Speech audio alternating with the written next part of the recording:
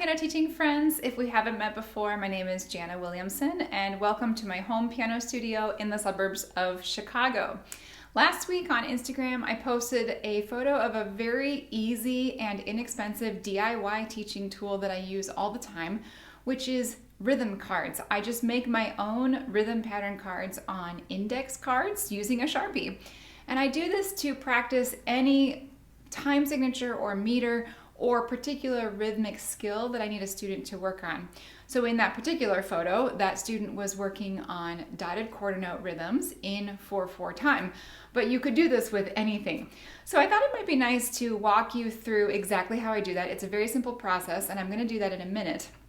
But I also wanted to expand this out into a bigger, more general discussion about what I might call proactive pedagogy. And that is the idea that whatever we do, we should be thinking a week, months, years ahead of where our students currently are to what we want them to be learning.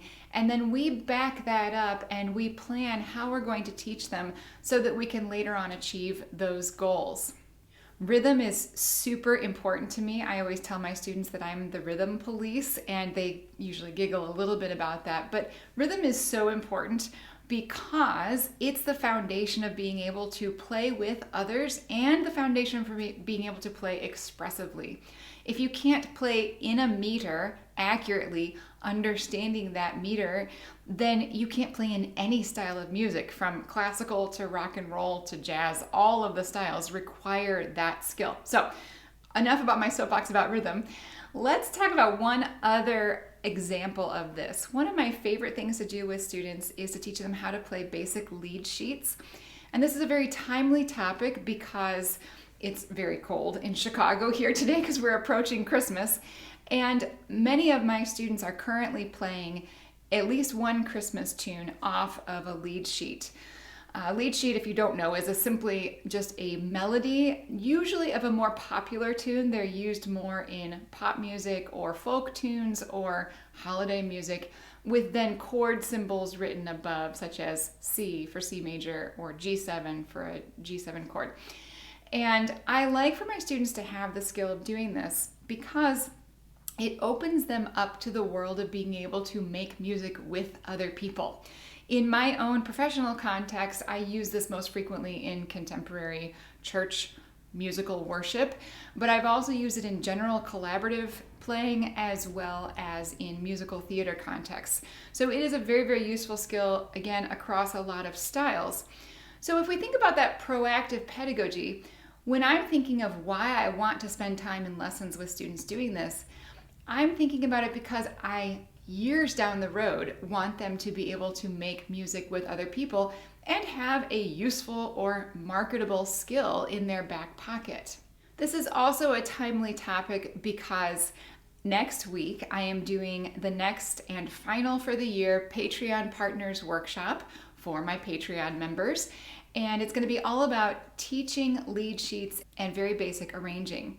If you'd like to join for that workshop, click the link in the description of this video. It's just $7 to join. You can cancel at any time. If you're watching this video after December 19th, then know that there is a replay that will be available, again, just at that same price point for the Patreon membership. So let's talk about some basic skills with lead sheets. If we're thinking that goal of a student being able to play off of a lead sheet and make a basic arrangement at the piano, then the first thing students need to understand is triads. So as soon as my elementary students can play 5-finger patterns in major keys, then we also learn how to play the basic triads, major keys and minor keys. And we do regular practicing of those skills way before we're thinking about doing lead sheets. Many very simple lead sheets you can get away with just knowing major, minor, and then basic dominant seventh chords. So we also practice chord progressions such as, and even if they're not entirely clear on exactly all the theory of what a G7 chord is and why I'm playing it in first inversion there, you can still help a student access their first lead sheets that might just have tonic and dominant seventh by showing them this is a G7 chord, showing them the root position, explaining that they're playing it in first inversion, and then moving on from there. And the more they repeat these, the more they learn their theory, the more lead sheets they play, the more it will become ingrained of what that 7 chord is. And like I said, you can get through a lot of basic folk tunes, basic holiday tunes, and even some very basic pop music with just major, minor triads and 7th chords. I do include inversion study as part of this, where we learn, the inversions of their major and minor chords so that they understand that C over G is that C major triad and second inversion with the G on the bottom. If you'd like 2 practical applications for this related to Christmas, I have a video on Rudolph the Red-Nosed Reindeer and Rockin' Around the Christmas Tree at varying levels of how I would walk a student through that lead sheet arrangement process. So click up there in the corner or in the description of this video to access those. And if you'd like a full hour-long workshop on teaching lead sheets, then again, check out the Patreon membership. Let's get back to my rhythm cards. Francis Clark famously said, sound should come before symbol. And I believe this is true in a lot of areas of piano pedagogy, but rhythm would be one of the ones at the top of the list. I already gave you my soapbox about why rhythm is so important. So when I'm introducing a new rhythmic skill to a student, we'd never start with notation and we never start with a difficult repertoire piece. We always start with something that's familiar and something by rote. So if I use that dotted quarter note example, most students in America still know the song London Bridge is Falling Down, and that is a perfect example of a dotted quarter note pattern in 4/4 time. So I almost always start by saying, hey, do you know the song London Bridge? Let's sing it together. It's pretty comfortable in C or D major, so London Bridge is falling down. Then I might ask them to clap that rhythm and sing along, or use a rhythmic instrument to tap it.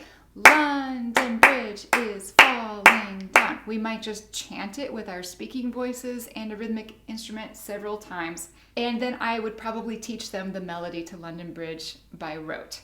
I can also write it out on staff paper if it's not in any books that you're using. It does show up in the Faber books. I like that they include that. But you can also just quickly transcribe it in C or G major. It works very well for playing. Again, this allows them to play something by rote. They're not reading the notation. They're just knowing, they already know what the song is. They've experienced it orally first, and then they play it by rote. You can certainly do more rote repertoire, whether it be something well known or not, that includes dotted quarter note. Christmas is a great time. There are loads of traditional Christmas carols with dotted quarter notes, such as Angels We Have Heard on High. If you want to dip into 3/4 time, Silent Night, of course, also begins with a dotted quarter note. So there's lots of opportunities for just experiencing that rhythm. It's also, of course, in Beethoven's Ode to Joy. So I've given you all the ways you can find dotted quarter note rhythms.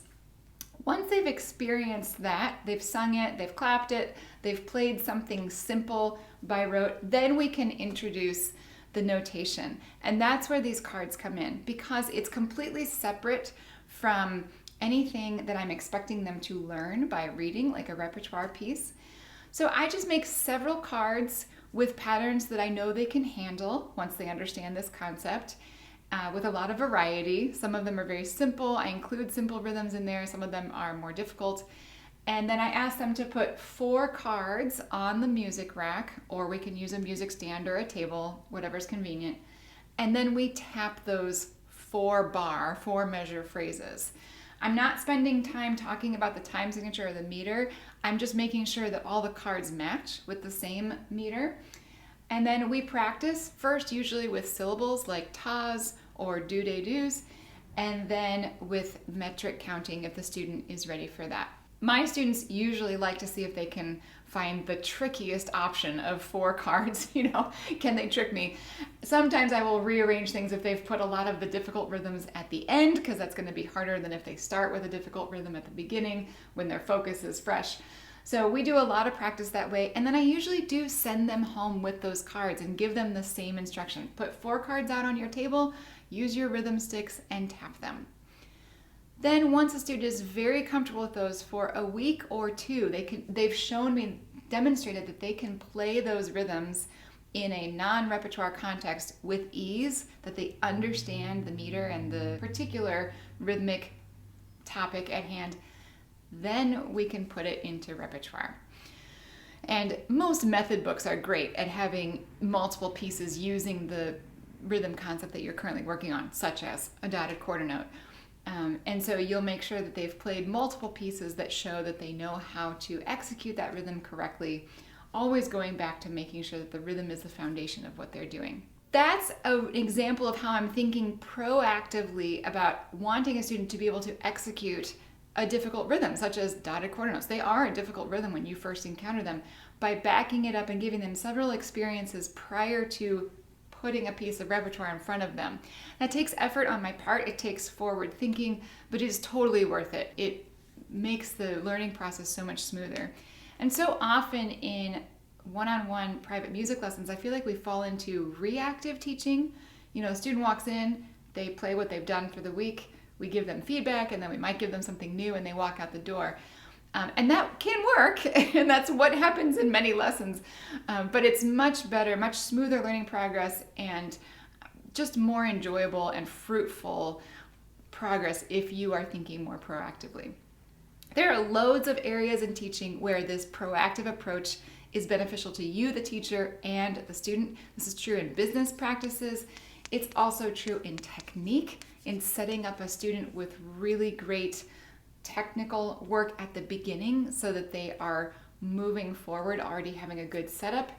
It's true in choosing editions of historical repertoire. That's why I frequently recommend books on my intermediate repertoire series.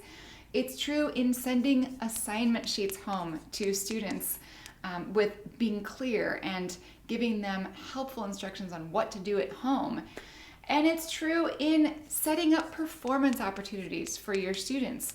Making sure that any festival or exam or recital opportunity that you're giving to your student is going to be a good one for them, and it's going to set them up proactively for success in that.